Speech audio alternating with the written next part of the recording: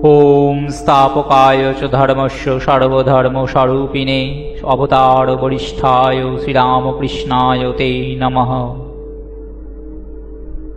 देह मन और चिंता शक्तिर गति किरूप হয় সেই নিয়েই এই পর্বে আরো বিস্তারিত আলোচনা করব। সূক্ষ্ম স্তরে যখন শক্তির প্রবাহ চলে তখন তা হয় দেহ থেকে দেহে প্রবাহিত হতে পারে বা চতুর্মাত্রিক বা ফোর্থ ডাইমেনশনাল স্তরে ইথার সমুদ্র থেকে আসা শক্তির প্রবাহ তোমার দেহ ও মনকে প্রভাবিত করতে পারে। সাধু বা মহাত্মাগণ সবসময় চেতনার ঊর্ধ্ব স্তরে অবস্থান করে আর সেখানে সকল অবস্থায় তাদের আত্মাশক্তি জগৎ কল্যাণে নিয়োজিত সূক্ষ্ম স্তরে। এখন সেখানে তারা সততই জগৎ কল্যাণের জন্য তাদের দেহের সকল কষ্ট হাসিমুখে মেনে নেন। যখন একটি মানুষ মনের তামসিক ভাব নিয়ে তার সামনে যায় এবং তাকে প্রণাম করে তখন কি হয়? সেই মহাত্মার দেহ থেকেই পজিটিভ তরঙ্গ শক্তি সেই সামনের ব্যক্তির দেহে ও চেতনায় প্রবেশ করে। তেমনি সেই ব্যক্তির মধ্যে জমা হওয়া কর্মের ফলের দরুন নেগেটিভ শক্তি সেই সন্তের দেহে প্রবেশ করে। এখানে বলতে পারা যায়, যেহেতু সাধক স্তরে চেতনার ঊর্ধ্বে তারা এতই দয়া বা করুণাশীল হন যে তারা নিজেরা সেই সামনের মানুষটির কিছু কর্মের ফল বা দেহের রোগ সকল নিজের শরীরে ধারণ করেন যাদের ইচ্ছা শক্তিতে, যাতে সেই সামনের মানুষটির কল্যাণ হয়। কিন্তু অন্যদিকে সেই সাধককেও অনন্ত কষ্ট ভোগ করতে হয় ক্ষণিকের জন্য বা অনন্ত সময়ের জন্য। যেমন ঠাকুর শ্রী রামকৃষ্ণদেব এরকম অনেক মানুষের অনেক রোগ নিজের দেহে ধারণ করে তাকে সশরীরে অনেক কষ্ট ভোগ করতে হয়েছে। এরকম অনেক মহাত্মারাই আছেন যারা জগৎ কল্যাণে অনেকের অনেক কষ্ট নিজের শরীরে ধারণ করতেন। আর ঠিক এই কারণেই অনেক সাধু মহাত্মারা প্রণাম নেন না, তারা সতত দূর থেকে প্রণাম নেন। এখন তাহলে বুঝতে পারছো নিশ্চয়ই প্রণাম কোথায় বা কাকে করছো তার সর্বদা বিচার করো। যে কোনো ব্যক্তিকে প্রণাম পা ছুঁয়ে করলেই যে তুমি তার আশীর্বাদ পেলে সেটি একেবারেই নয়, বরং অন্যদিকে তোমার সেখানে ক্ষতির কারণও মন বা দেহ হতে পারে। সদা সর্বদা তাই সতর্ক থাকা উচিত।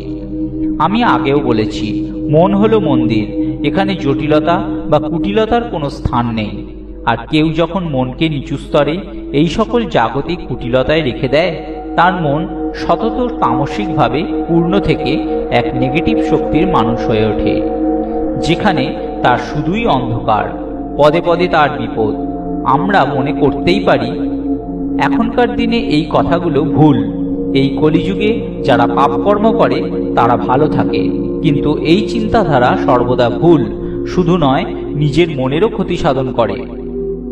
জেনে রেখো, কর্মফল সকলকেই ভুগতে হয়। আমরা এক ক্ষুদ্র পরিসরে সকলকে দেখে থাকি, কিন্তু যেটি দেখতে পাই না সেটি হলো জন্ম থেকে জন্মান্তরে তার গতি। তাই মনকে সবসময় উচ্চ চিন্তায় রেখে দাও। মনের গতি হোক সকল স্থানে সকল অবস্থায়, ঘোর বিপদেও পজিটিভ। ঠাকুর শ্রী রামকৃষ্ণদেব একটা কথা বলেছেন, আমরা যে যেমন চিন্তা করি সেইরূপ তাহার গতি হয়। ঠক চাতুরি নিয়ে হয়তো ক্ষণিকের আনন্দ লাভ করতে পারবে, অন্যের সম্পদ নিজের করতে পারবে, কিন্তু মনে রেখো তার ফল হয় ভয়ঙ্কর। কোনো কিছুই এই জগতে স্থায়ী নয়। আজ যে রাজা, সে কালকের পথের সর্বশ্রান্ত হতে পারে, আবার যার কিছুই নেই সে সব কিছুই পেতে পারে। তাই সর্বদা অহংকারকে পরিত্যাগ করো। মনকে শিশুর মতো সরল রাখো, কিন্তু যে চেতনার আলোকে তুমি সর্বদা আলোকিত তার দীপ প্রজ্বলিত রেখো সকলের মঙ্গল চিন্তায়। আমার থেকে তোমার বা আমি থেকে যে তুমিতে নিজের চিন্তাধারাকে নিয়ে যেতে পারে সেই সর্বদা মনের মাঝে আনন্দে থাকে। ক্ষণিকের আনন্দ পেতে আমরা কখনোই অনন্ত দুঃখকে টেনে আনব না। আমরা সবসময় চাই সেই অনন্ত আনন্দ নিয়ে সদা সর্বদা থাকতে আর অন্তিমে তার মাঝে লীন হতে। কিন্তু জীব সকল ক্ষণিকের আনন্দ পেতে কত নিচু স্তরে মনকে রেখে দেয়, যার ফল ফিরে ফিরে আসা। আর দেহধারণ মানেই দেহের রোগ ও কর্মের ফল ভোগ করা। তাই বিচার করো সতত, প্রত্যেকটি কর্মকে, প্রত্যেকটি চিন্তাকে। আনন্দময়তাই হোক জীবনের সকল স্থানে সকল কর্মের মূল মন্ত্র। অল্পেতে খুশি থাকার চেষ্টা করো। আমাদের প্রত্যেকটি কর্মের সাথে যেমন কর্মবন্ধন তৈরি হয়, তেমনি এই কর্মের প্রকৃতি অনুযায়ী চেতনার বিকাশ হয় বা চেতনার নাশ হয়। আমাদের এই দেহ শুধুমাত্র একটি জড়যন্ত্র ছাড়া কিছুই নয়, কিন্তু এই যন্ত্রেই শক্তির প্রবেশে যে চেতনার জন্ম হয় তার ভিন্ন ভিন্ন রূপ ভিন্ন ভিন্ন মানুষের মধ্যে ভিন্ন ভিন্নভাবে পরিলক্ষিত হয়।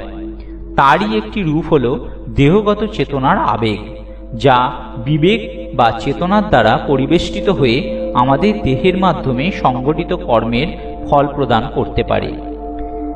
আমরা ছোট থেকেই এই আবেগ কথাটির সাথে পরিচিত। এই আবেগ না থাকলে যেমন কোনো কর্মের প্রতি ভালোবাসা জন্মায় না, তেমনি আবার আবেগ সত্যপথে চলার প্রতিবন্ধক স্বরূপ। আমাদের এই আবেগ থেকেই যে ভালোবাসার জন্ম হয়, সেই ভালোবাসা অনেক ক্ষেত্রেই দেহ বা মনের ক্ষতির কারণ হতে পারে। কেন জানো? আমরা অনেকেই চাই সত্যকে জানতে, চাই আলোর পথে এগোতে, অজানা রহস্যের উত্তর জানতে। এখন চিন্তা করো, তুমি যে সকল জিনিস তোমার চারপাশের অজানা, যাকে তুমি জানতে চাও, তার মধ্যে কিছু থাকে অনুভূতি বা নিজের চোখ দিয়ে বা কর্মের মাধ্যমে তার ফলাফল দেখে বিশ্বাস করা, আর কিছু থাকে যেগুলো চেতনার ঊর্ধ্বে, যেগুলো শুধু চোখ বা কর্মের মাধ্যমে নয়, শুধু ভালোবাসার আবেগে করতে চাওয়া।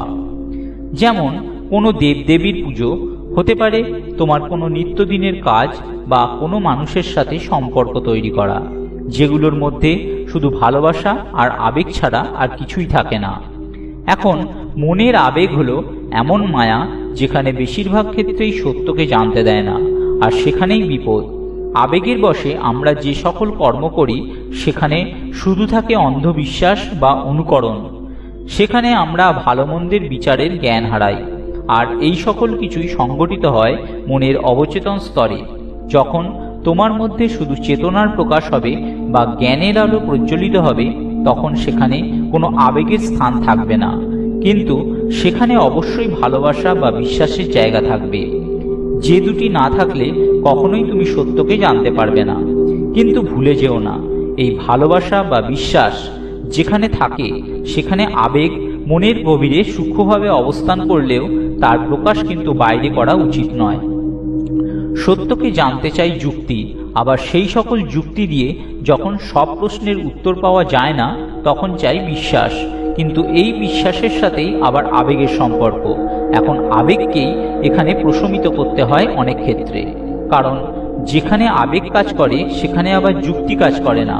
ধরো, তুমি কোনো মানুষকে খুব গভীরভাবে ভালোবেসে ফেললে তার প্রকৃতিগত গুণ দেখে। এখন সেখানে এতটাই আবেগ তোমায় সেই ব্যক্তিকে ভালোবেসে কাজ করলো, যেখানে মানুষটির অন্য সকল বিপরীত গুণকে তুমি জানতে পারলে না, বা সেখানে আর বিচার করে দেখলে না। পরবর্তীকালে কোথায় বিপদ আসে?